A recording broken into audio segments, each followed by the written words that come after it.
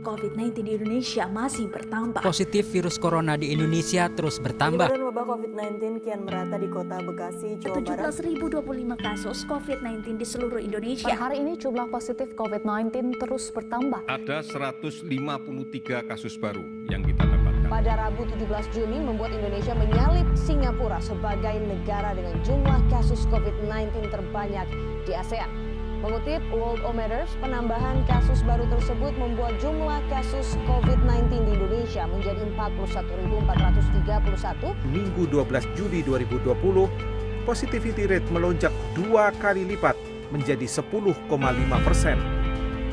Gubernur DKI Jakarta Anies Baswedan mengingatkan masyarakat Jakarta untuk tetap disiplin pada protokol kesehatan dan selalu waspada terhadap lingkungan sekitar.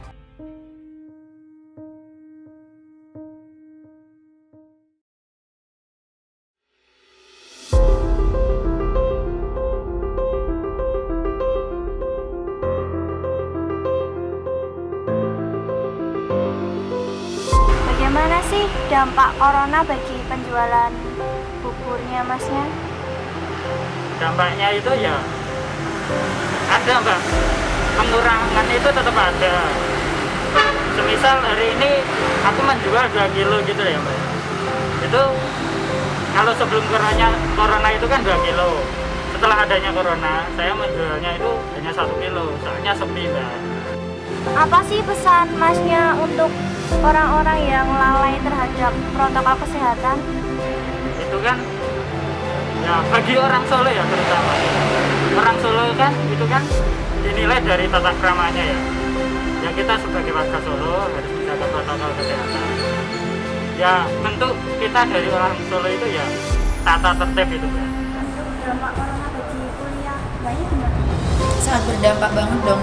Karena menurut saya itu pas corona datang, maksudnya pas corona ada itu kayak langsung daring gitu loh, dan sedangkan kita itu belum pernah kan daring, maksudnya daring yang bener-bener pakai Google Meet, Zoom tuh kita bener-bener belum mengalami itu, dan kita harus langsung terjun ke situ, sedangkan kita nggak tahu bagaimana caranya biar efektif gitu loh, biar kita bisa menerima pembelajaran itu.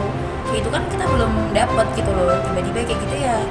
Kalau saya sih agak gimana ya, nggak efektif lah intinya. Apa sih pesan yang ingin Mbaknya sampaikan untuk orang-orang yang tidak mematuhi protokol kesehatan? Yang untuk teman-teman dan semuanya tidak mematuhi protokol kesehatan, tolong dong sadar diri gitu loh. Maksudnya bukan untuk siapa-siapa, untuk diri kita sendiri dulu lah pertama. Karena harus yourself juga, love yourself juga kan. Terus gak kasihan sama teman-teman dan bahkan keluarga kita kan juga bisa terkena. Mungkin itu banyak yang gak percaya ataupun denger kalau itu konspirasi, tapi setidaknya kita kan ada usaha untuk melindungi diri, dan itu kan sebagian dari kita cinta diri sendiri gitu loh. Tetap menaati peraturan kesehatan, ya sadar diri aja sih, tetap menaati peraturan kesehatan gitu, sesuai protokol kesehatan dari pemerintah. Dampaknya sendiri bagi penghasilan masnya gimana? Kalau dampak sih sangat signifikan ya mbak ya. Apalagi kan sebelum corona kan itu udah lumayan untuk penghasilan. Mungkin ya 100.000 itu udah wajar lah untuk bagi pengendara ojol. Tapi kalau sekarang corona tuh nggak mesti pak.